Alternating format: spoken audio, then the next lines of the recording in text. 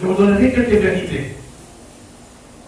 Avant de passer peut-être au message, il n'y aura pas beaucoup de schémas. Nous devons d'abord comprendre une chose. Que l'onction a 3 dimensions. Chaque onction. Il y a des gens qui ont la première dimension qui n'arrivent pas à la 2e dimension. Il y a des gens qui arrivent à la 2e dimension qui n'atteignent pas la 3e dimension. Il y a quelque chose que le pasteur Clarisse nous a dit tout à l'heure. Je vous supplie, ouvrez votre cœur cette nuit. Dieu a pris la résolution de réhabiliter certaines vies.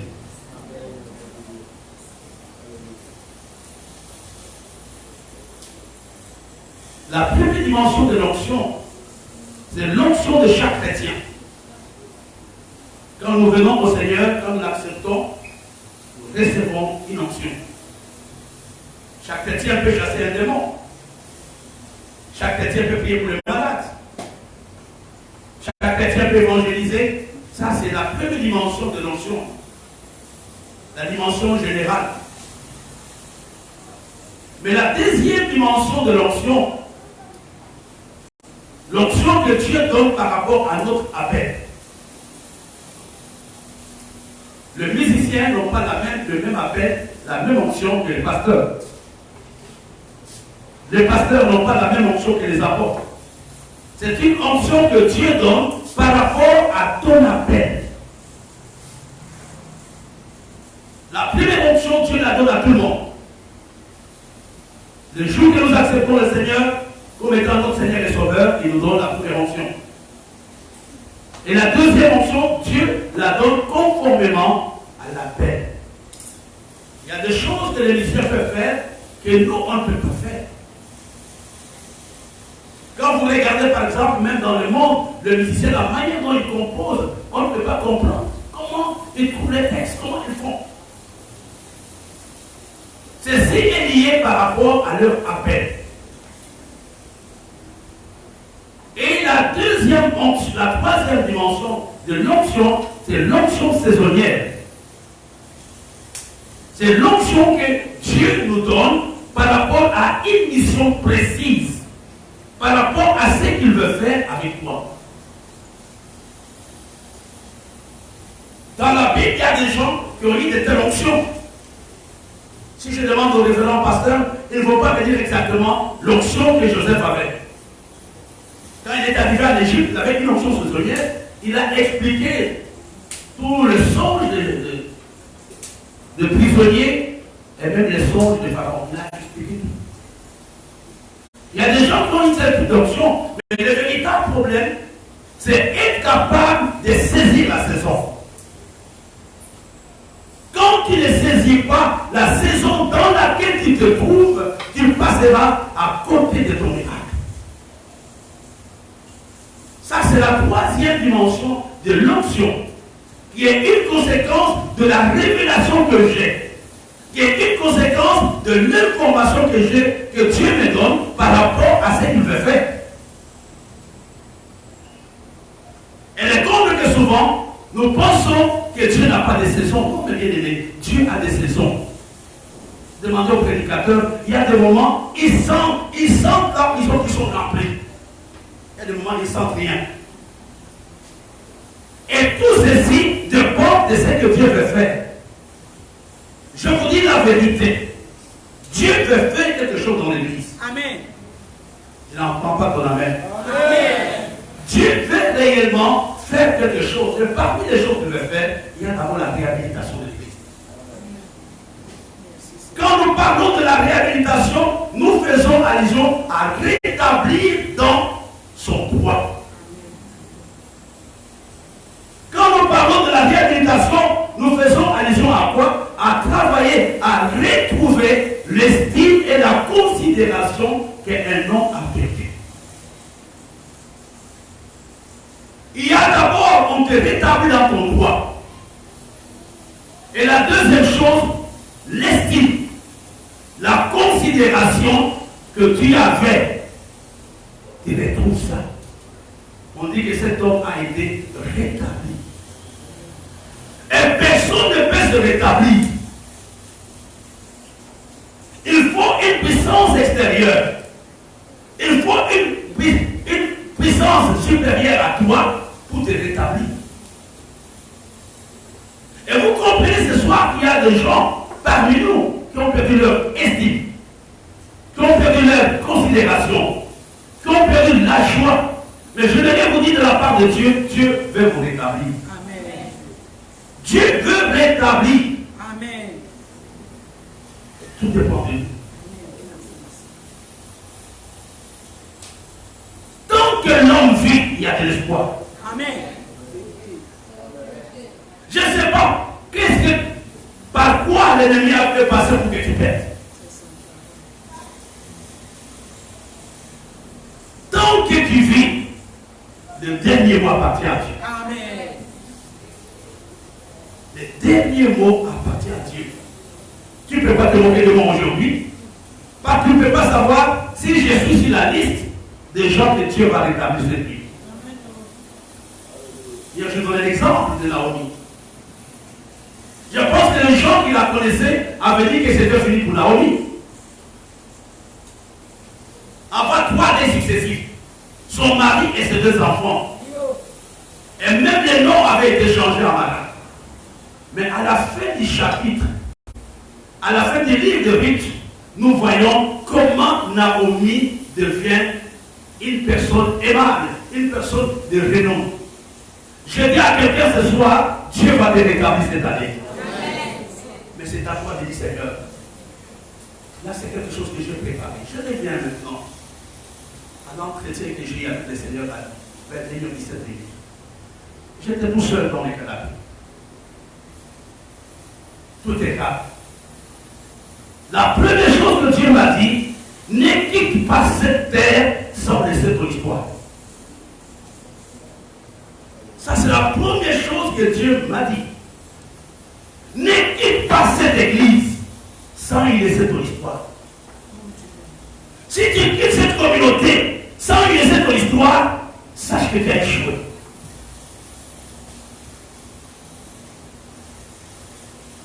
Il y a des moments de tentation qui nous arrivent.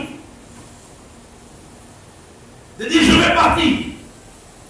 Je vais trouver mieux. Je vous dis audiblement, ne quitte pas cette terre sans y laisser ton histoire.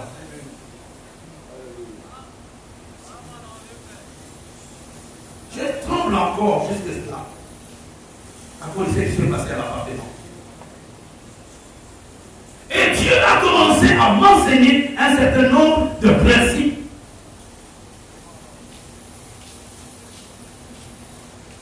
Parmi les choses que j'ai apprises ce soir, peut-être je les savais, peut-être je ne les savais pas très bien. Dieu, c'est que l'homme reçoit, il y a des choses que nous recevons par la voie de la prière. Mais il y a des choses que nous recevons par la voie du mérite. C'est sûr que les réalités, ça peut-être on va avoir un enchaînement logique. Allons dans le livre de Luc.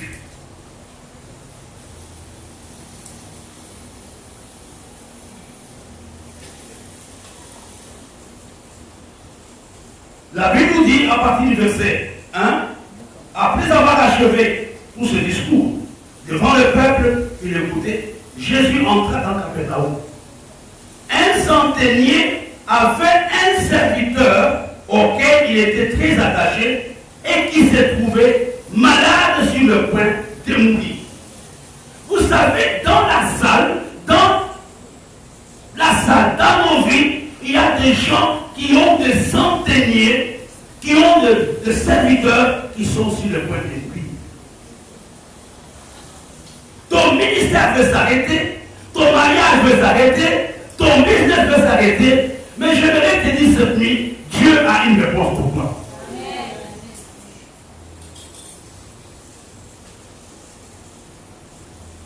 Le Seigneur me dit qu'il ne connaissait pas les centeniers.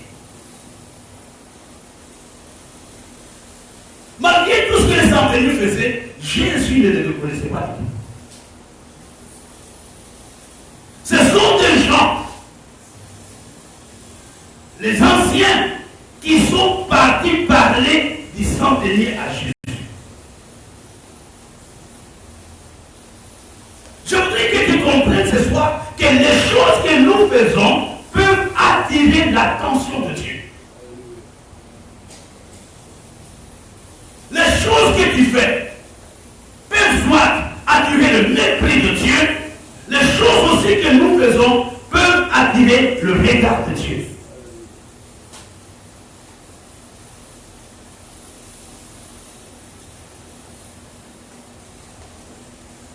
Les centeniers n'avaient pas droit à l'exaucement parce qu'ils n'étaient pas juifs. Et il était intelligent. Il est aussi un homme humble. Il est parti trouver les gens qui avaient de relations avec Jésus, des anciens, en disant, allez dire à votre maître qu'il vienne prier pour cet homme qui est malade. Mais quand ils ont regardé dans la loi, Jésus n'avait pas de contact avec eux. Frères et sœurs, nous sommes à la veille d'une nouvelle année. Quelles sont les choses sur lesquelles Dieu doit se baser pour te bénir?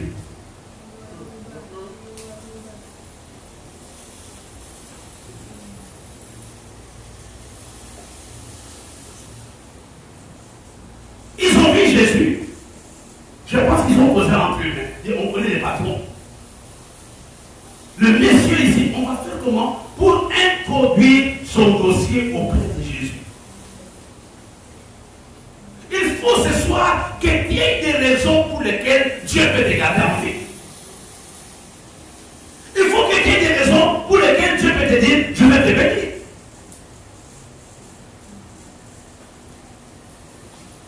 Oh non, mais moi je suis là à l'église, je suis là. Ils ont trouvé des raisons.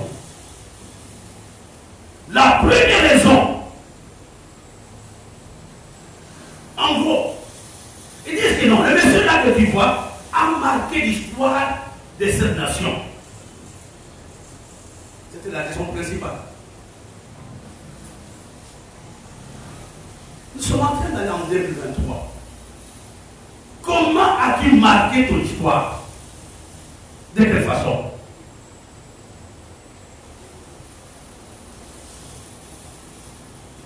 Alors ils ont des raisons. Ils partent et ils trouvent Jésus. Ils partent à Jésus. Il a dit, cet homme mérite que tu l'aides. Jésus a dit, mais pourquoi tu l'as dit? Il a dit, il aime notre nation. Jésus n'a pas bougé d'un seul pied. Il a dit, il n'est pas le seul à aimer la nation juive, il y en a beaucoup. Mais la raison pour laquelle le Seigneur va se déplacer, c'est la deuxième, celui qui a construit notre synagogue. Frères et sœurs, tant qu'on ne prend pas la décision, la responsabilité de rebâtir la synagogue, rien ne marchera.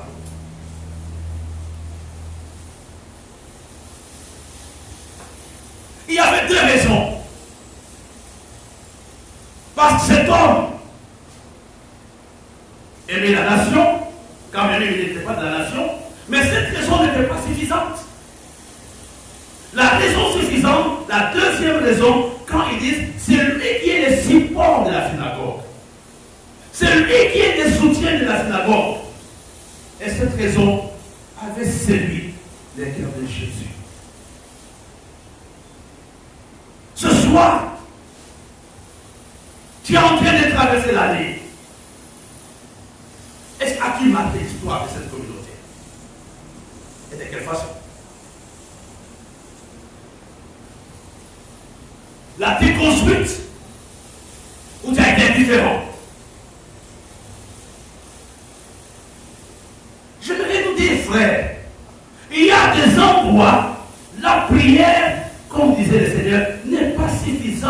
Ce sont les œuvres que nous faisons. Dieu regarde à ses œuvres. Dorcas était morte. Elle ne pouvait pas prier. Ce sont ces œuvres qui ont amené Israël à violer la loi.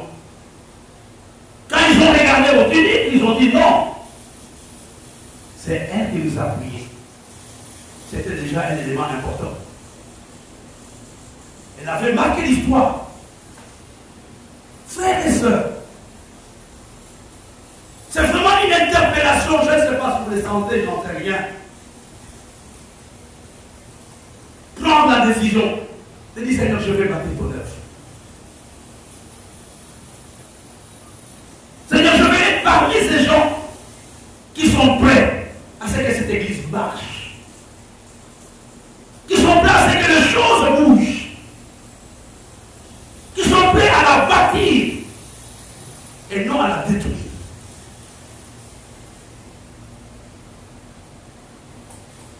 C'est une responsabilité personnelle. C'est chacun d'entre nous avec son Dieu.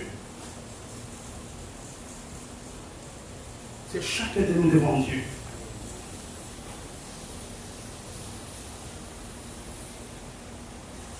Vous savez, nous sommes à la fin de l'année et nous commençons la nouvelle année dans quelques heures.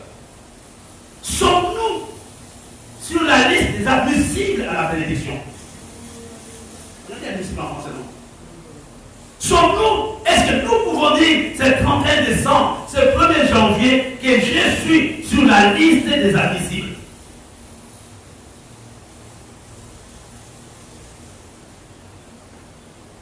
Les centeniers, quand même, il n'était pas juif, il était sur la liste.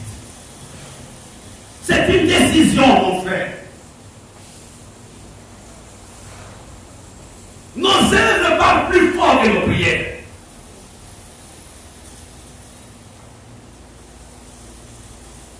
L'amour sans action n'a pas de sens.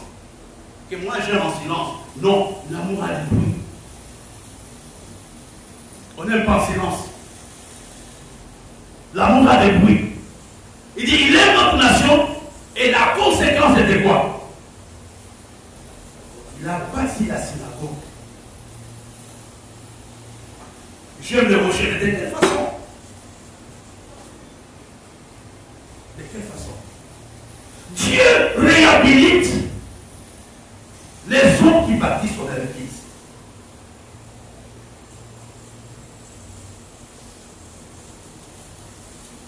Les partenaires financiers ne sont pas des gens qui doivent venir de l'extérieur. Les centeniers sont dans la salle ici. Les collections utiles sont ici. C'est chacun d'entre nous qui est ce centenier. Les centeniers, ce sont ces hommes et ces femmes qui ont de besoins, mais qui comptent sur Dieu et qui agissent, qui travaillent pour le royaume de Dieu. Lui, il travaillait normalement, mais il ne savait pas que ce qu'il faisait était enregistré dans le programme de Dieu.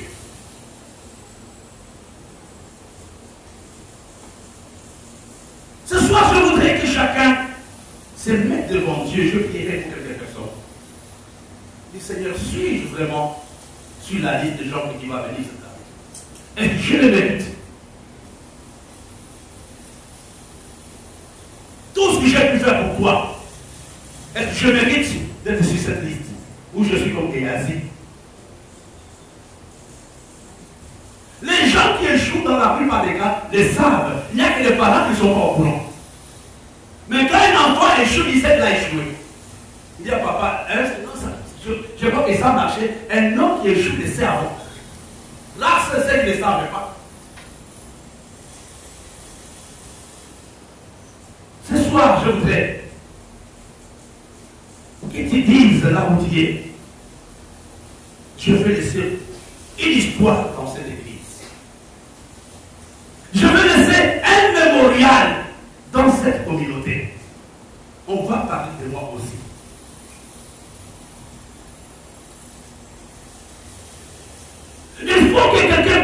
droit auprès de Dieu.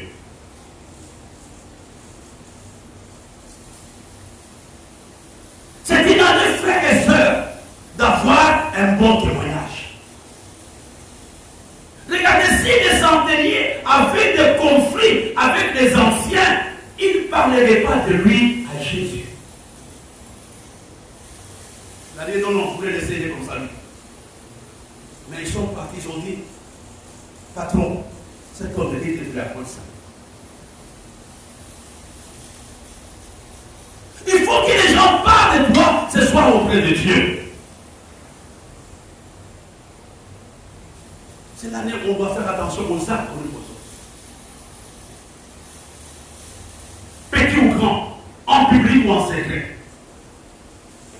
Parce que chaque acte est une sémence. Chaque acte que je pose, en bien ou en mal, est une sémence. Tôt ou tard, je moissonnerai ma sémence.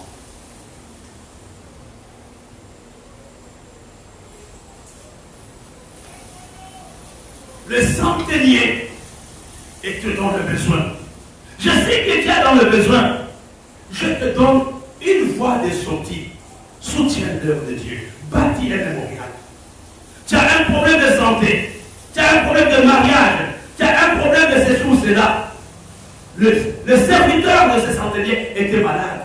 Mais ce qui avait amené la vie à revenir dans ces serviteurs, ce sont les œuvres du centenier.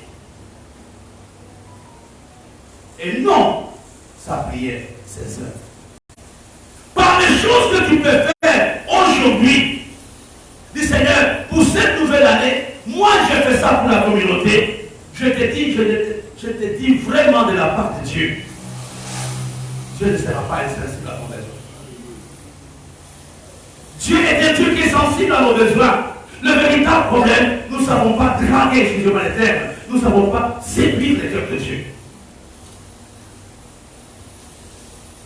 Dieu n'a pas besoin de combien tu dors. Dieu a besoin de savoir combien il te reste. Cette nuit, c'est une nuit de dire, Seigneur, j'ai bâti un mémorial. Je m'engage à faire ça pour ma bénédiction.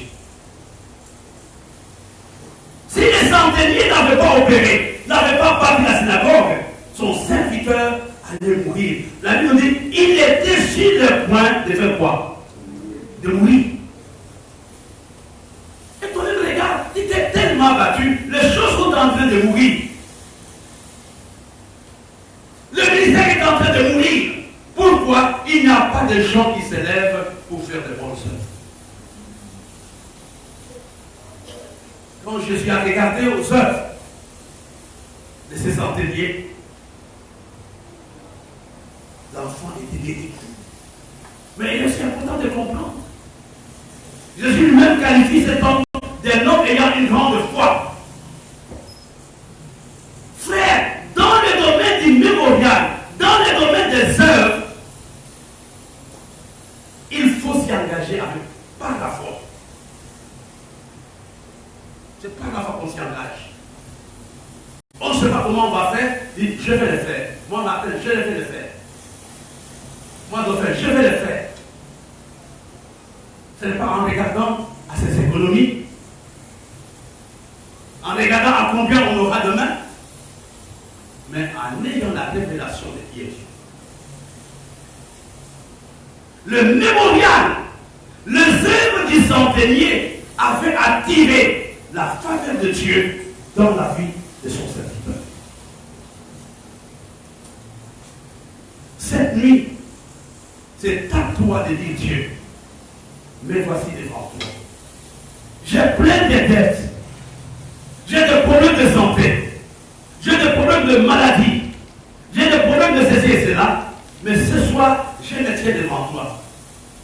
Est-ce que tu peux faire ceci? Tu peux acheter au moins pour la voiture de demain 50 000 francs. Bishop, on a trop de problèmes. Je n'en sors même pas moi-même. Je vois que c'est comme n'a pas l'esprit de santé.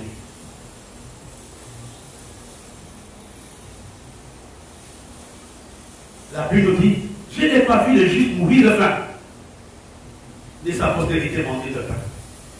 Qui est juste? C'est cet homme et cette femme qui met en pratique les principes principes de Dieu.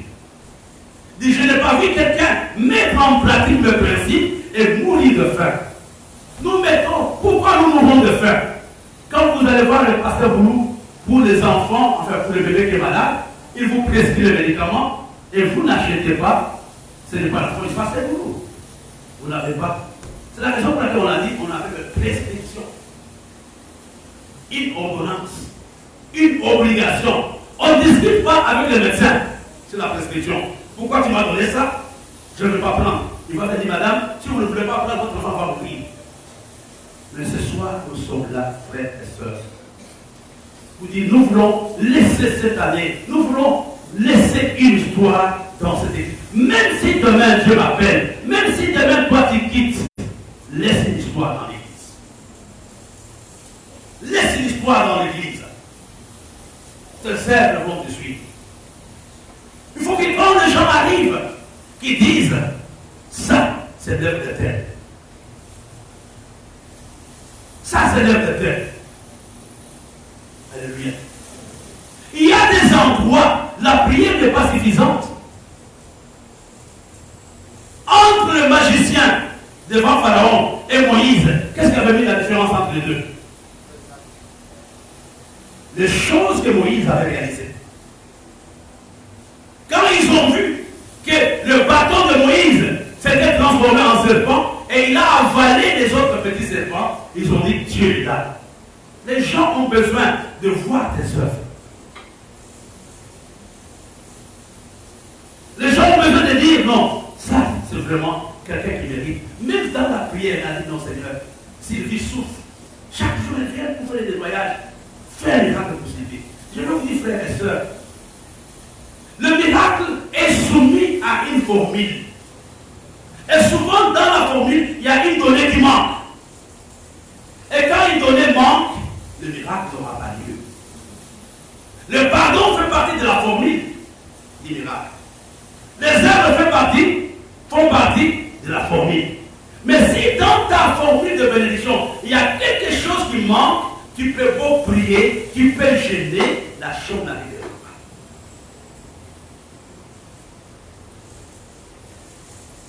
Nous allons baisser nos têtes.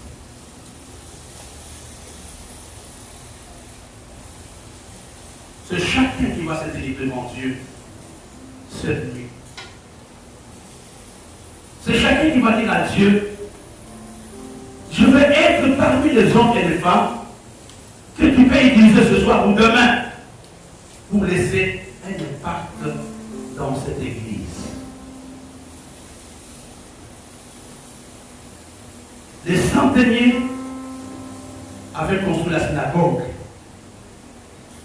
Et la synagogue a intercédé pour lui. Il y a des gens qui sont dans le besoin, mais dans leur compte, il n'y a rien.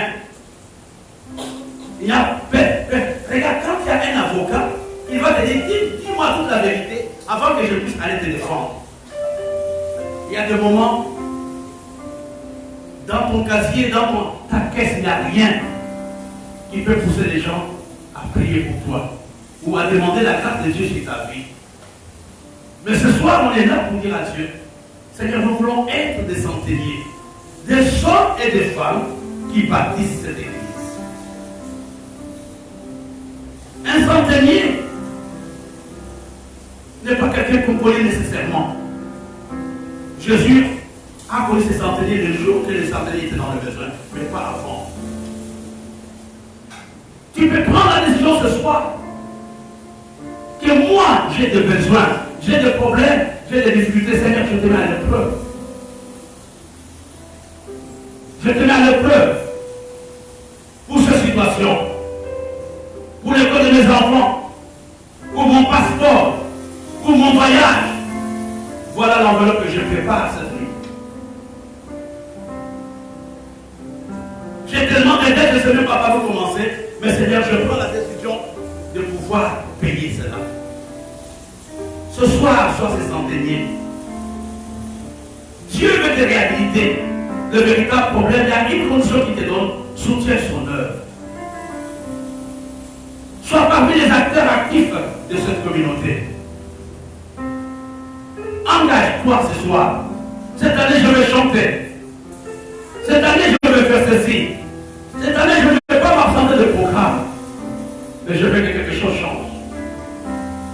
Mon frère, Dieu ne va pas se soumettre à tes caprices. C'est toi qui vas te soumettre à Dieu. Comme moi, je bouge, je parle pas à l'église. On s'en fout. Il y a une formule, il y a une donnée dans ta formule que tu es en train de perdre. Je voudrais que chacun de nous se tienne devant Dieu. Je veux marquer l'histoire cette nuit, cette nuit. Je ne veux pas être un simple chrétien, je veux être un centenier. Même si je n'ai pas de responsabilité à l'église, mais mes œuvres vont me faire connaître. Mes œuvres vont attirer la faveur de Dieu. Mes œuvres vont amener la santé. Mes œuvres vont amener la respectabilité. Mes œuvres vont amener l'honneur dans ma maison. C'est ce que Dieu attend de nous. Je demande à tous les pasteurs de prier, pasteur Boulou, pasteur Clarisse et pasteur